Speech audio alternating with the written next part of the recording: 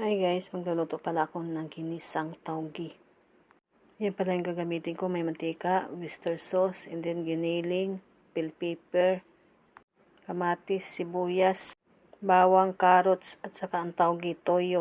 Naglagay na pala ako ng mantika dyan sa kawali. And then ilalagay ko na yung bawang. And then haluin ko lang muna siya. And then pagkatapos isusunod ko na yung sibuyas. And then haluin din. Pagkatapos na medyo okay na yung sibuyas sa kabawang, isusunod ko na yung kamatis. And then, haluin ko lang din muna siya.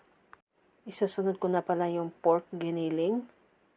And then, haluin ko lang muna siya.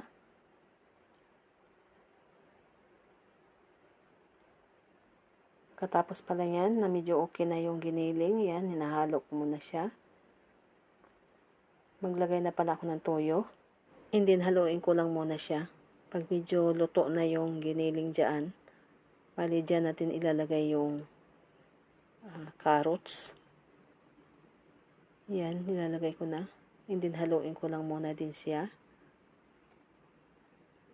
Pagkatapos pala yan, na medyo okay na yung carrots, isusunod ko na rin yung oyster sauce. And then, ilalagay ko na yung taugi. Tapos, bell pepper. And then, haluin ko lang muna siya. So, sa tingin ninyo, medyo marami siya. Pero, pag naluto po yan, liliit po yan. And then, haluin ko lang muna siya.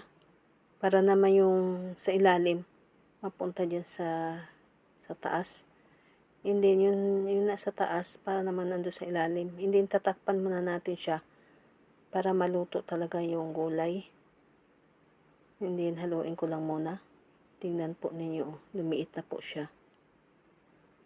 And then, pwede po kayo maglagay ng kunting tubig dyan. Tapos pala ihalo ko, maglalagay na pala ako ng asin. And then, paminta, magic sarap. So, medyo okay na. Thank you for watching. Bye!